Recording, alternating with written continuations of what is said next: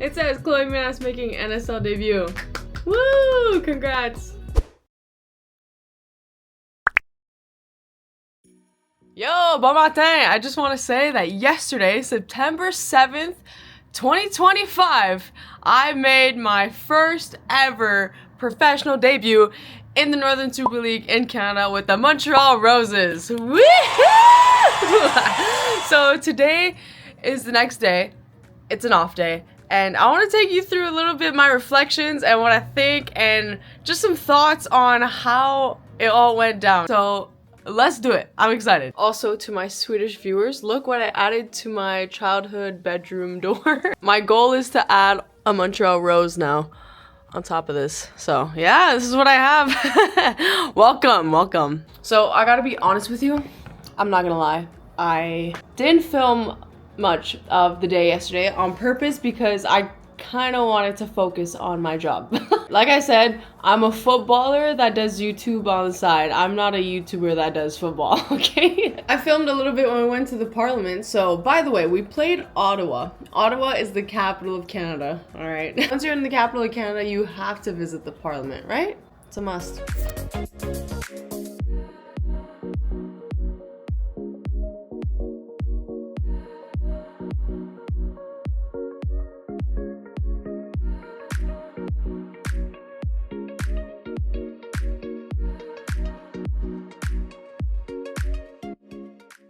What I like to do is the day after a game, I like to analyze the game. I don't totally like to watch the game right after it's done because I feel like I need a day to sit on it. Sit on it! No, I need a day to let it process in my mind. By the way, I had breakfast this morning, had a nice little yogurt, oatmeal bowl, whatever. But after lunch, I think we should watch some of my minutes in my pro debut together. And I'm excited to kind of show you a little bit more of the comparison between what I think about Swedish football, or at least the environment, and Canadian soccer. So for lunch, I'm gonna have one of the meals they gave us. It's steak with rice and green beans. That was an extra one, so I took it. So yeah, I'm gonna eat that and then take you along to see my reaction of my debut because I haven't watched any of it yet, so I'm excited. I'm excited. All right, so before I start, I think it's a fun little experience because I was nervous. I'm not gonna lie, I was kind of nervous because I mean, okay, obviously it wasn't nerves 100%. I'd say it was mostly excitement, but it was surreal actually looking around and seeing the fans. In Sweden, we didn't have that many fans. I'm not gonna lie. I don't know how many fans were at this game, but I could definitely put all my money and say that we had more fans here in Ottawa than any game in Växjö. Okay, no shade, but it's just a different culture maybe, I don't know. But okay, so I want to watch this. I am excited. I'm looking forward to seeing how I did. Okay, let's watch.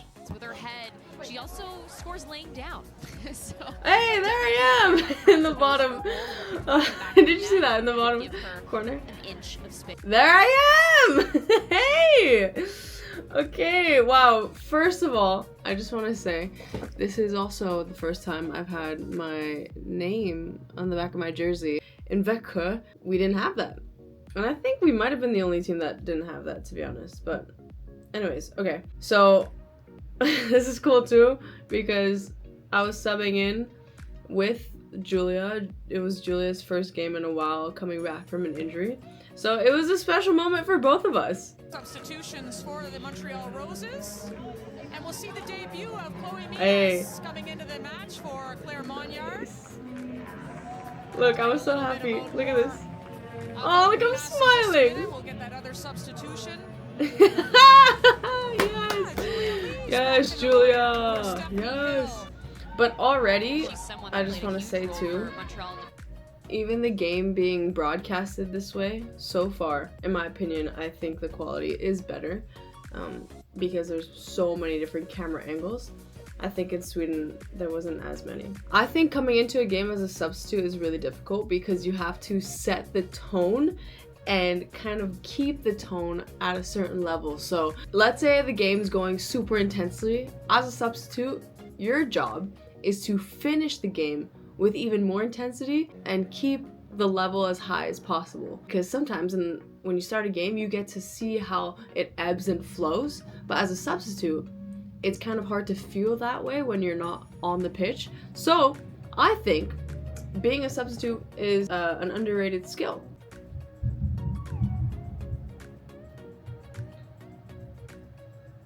All right, okay, good. So here's what I think of this. This is my first touch of the game, or my first touch in the league, and it's backwards. But look, okay, so I get the ball. I want it to go forward, but I didn't want to force it. So there's also a balance between, I remember a coach telling me, she said, when you first get into the game, just make sure you get a clean first touch and a first pass. Like, try to get those passes down so you can have a first completion of those tasks. So during that game, during that play, I wanted to play, look at this. I actually wanted to try to play Cherim on that run. So on this top right over here, I see her running. I could pop that in behind. But to be honest, I think I wanted to just keep the ball and I wanted to play simple. That was my task going into this. I didn't want to do too much. I wanted to play simple. So I just decided to keep the ball. You could have argued that maybe the space was open. First touch of the game is a completed pass. So I just wanted to make sure I had that underneath my belt. Hey! It says Chloe Mass making NSL debut.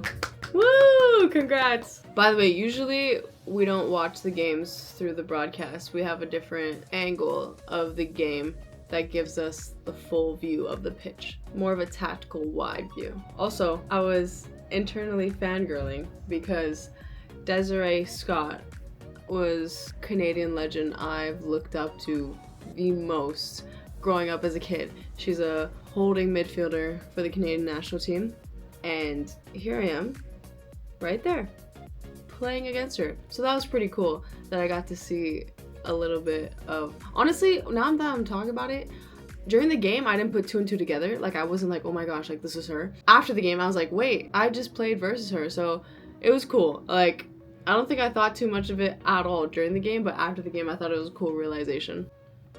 So I switched to the tactical view now, but yeah, cool. All right, here I got the ball, I just shield it, nice. I think there's a difference between like knowing when to go forward and actually playing. Oh, the secure pass, there we go. Okay, good, got it, keep it, nice. Now ask for it again. I think I should have, so here's where my flaw is, I think. Here's where I think I should have done better. So going back, I think I'm in a good pocket to receive. Nice. Good, fine. Now, I think when the center back gets the ball here, it's fine that I'm in a wide position, but I think I should be sprinting in the middle to help provide an option for my center back right there. I think I do sprint, but I think I'm a bit late. So I think that's a point of improvement. Okay, I think I'm available. Nice. Okay, can I go forward? Let's see. Could I have gone forward? Yeah, I could have maybe slipped it through, but I think that was a good option to keep the ball. Okay.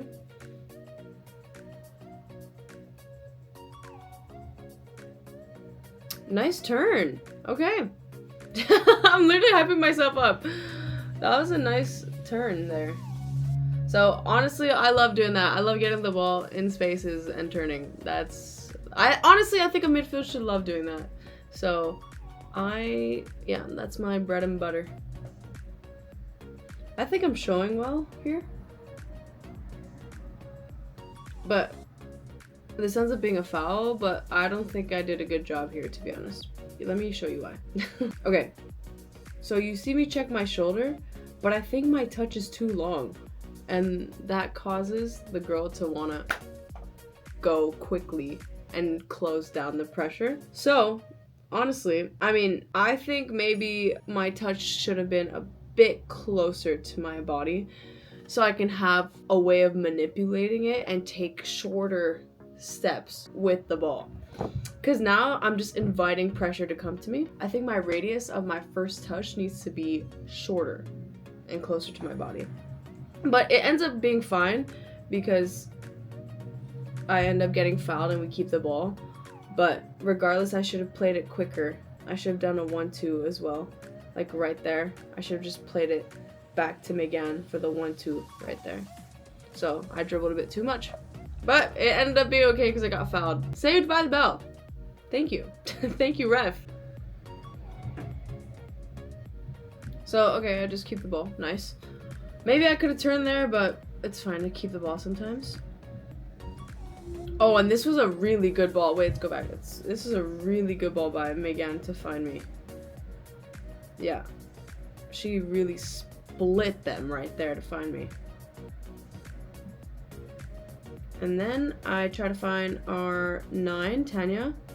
I think it was also a hard ball that I sent her to deal with, but we got a nice shot off of it, so it was good. But I think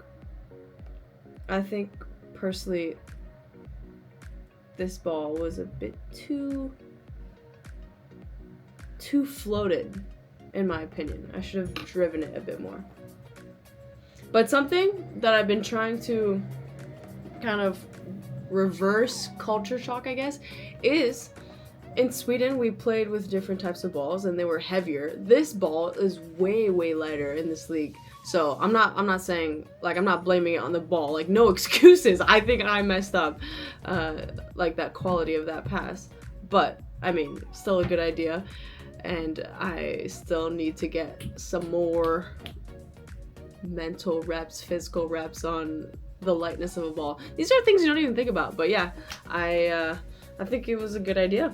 So I'm gonna watch the rest of the game film on my own, and I want to let you know that we ended up tying this game 0-0. It was our last game of this series, so we actually did win that series. So this means that was our 5th game. Like I said last video, we play each game, or we play each team 5 times, and this was our last game versus them before playoffs. So we ended up winning the series because I think we won 2 games versus them before, tied 1, lost 1 maybe, or tied 2, something like that. But all I know is that we won the series, and I think we could have gotten the 3 points, but you just take what you did well, do them again, and also see what you didn't do too well, and see how you can fine-tune to make the next performance even better. But I'm gonna watch this a bit more closely now, take a bit more extra notes, and I feel like it was really cool because honestly, I'm gonna make a more in-depth video about this. Swedish football versus Canadian soccer. I also want to make a video, I think I've told you guys in the past that I want to make a video about comparing Swedish football and also American soccer, because as you know, I played in the US for 5 years at the University of Pittsburgh. But I'm just gonna say a certain thing that I have been enjoying is that I really feel like in this league, or at least in the environment I'm in, football aside, I really feel like they set you up for success a lot here, because a lot of it is making sure that we're not thinking about things other than football. A quick example of this is that, of course, our job is to perform, and there are sometimes things that get in the way. Lack of resources, for example. Let's say we don't have the proper recovery tools.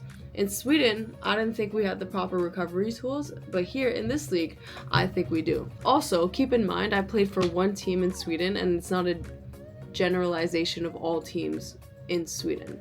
So, but I will say that here, I feel like I'm really being a professional footballer. I think I said this quickly in the last video. I really feel like a professional here, and it's refreshing to see that this is the direction of women's soccer in Canada. So I'm super grateful to be a part of it, and I'm super grateful that I was part of history yesterday, because wow, what a time to be alive in Canada for women's soccer. I think the environment was surreal, and I'm so grateful that I got my first game in the books. Also, a quick thank you to the fans that showed up, and shout out to my mom for driving all the way to Ottawa to see me play my first game, and her friend. But thank you so much. I'll put a quick picture right here. Look how cute. Thank you so much to the fans. You guys are very, very awesome. And we appreciate all the support. Now I'm gonna head downtown Montreal to hit the town a bit. I'm going to eat with a friend, you'll see. But I'm still living out of my suitcase. Look. Oh man. So I'm gonna give you a bit more updates later on with my living situation. But for now, I am living in my suitcase, which is not a bad thing because I get to be more around my family. So that's a plus. But yeah, so let's head downtown. Let me show you a bit what the vibe is like in Montreal. Let's go.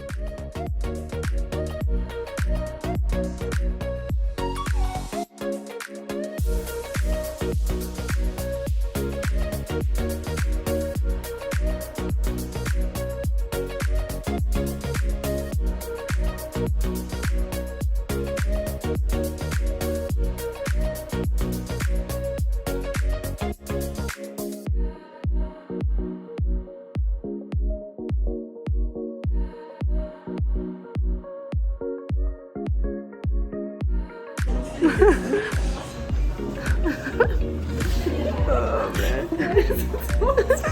We got some octopus and some salmon.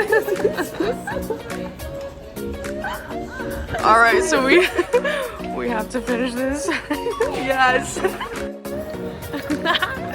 Okay, so we just got all you can eat sushi. By the way, this is Raf, my high school, my high school friend. Look, wait, you sent me a picture of us 7 years ago. Look at this picture. Wait, can I put it? Yeah. Okay. The youngin. Yeah. So and now we're back, reunited in Montreal. Big Let's slay. go. So happy to have her back. Yes. Yes. So, you want to show them the lovely? Look at the scenery. Nice. There's so much construction.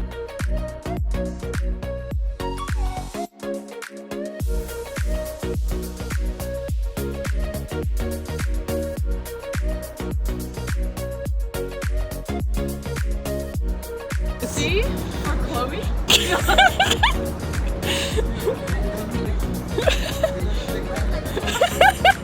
I don't know what the vision was for this. It's cute.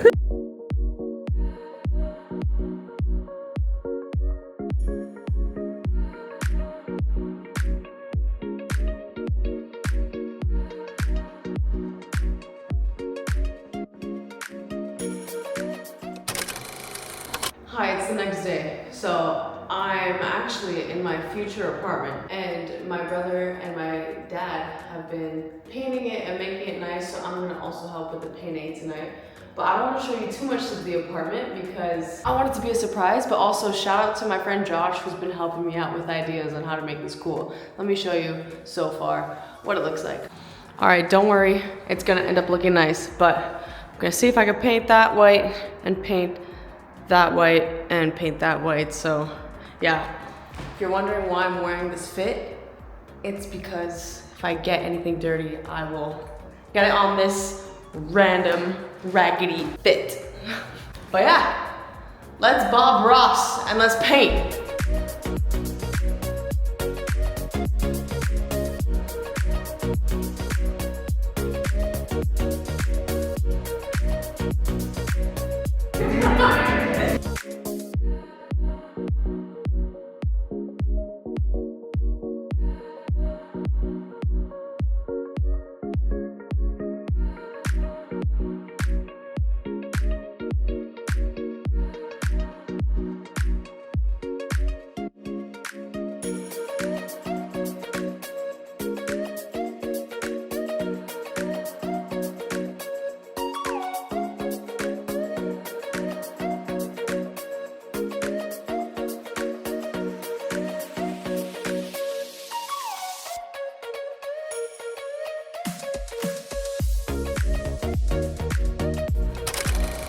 Hi, today's a new day and I'm actually getting ready to pack because we go to Calgary today. So it's around, I don't know, 7:30 in the morning. We're gonna go train in Montreal or in Laval.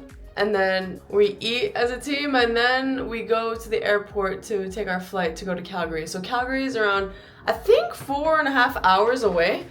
And there's also a time difference, so I think it's also 4 hours behind. I hope that's right. I hope that's right. I was thinking about my debut as well, and this goes along with my message to my future kids. I will say, soak in every moment you have. So at the end of the game, when the whistle was blown, I remember looking around. I was like, okay, this is it. Like, actually feel present. And I was like, wow, I'm actually here right now. I'm like on the field right now. I don't know. It's obviously different when you go in and you get all these like emotions and you're trying to, you know, match the vibe of the game. But at the end of the game, I was like really soaking it in. So remember that you're not just going through life, you're living through life, okay? But thank you so much for following along, and I hope to see everybody in the next video. Au revoir!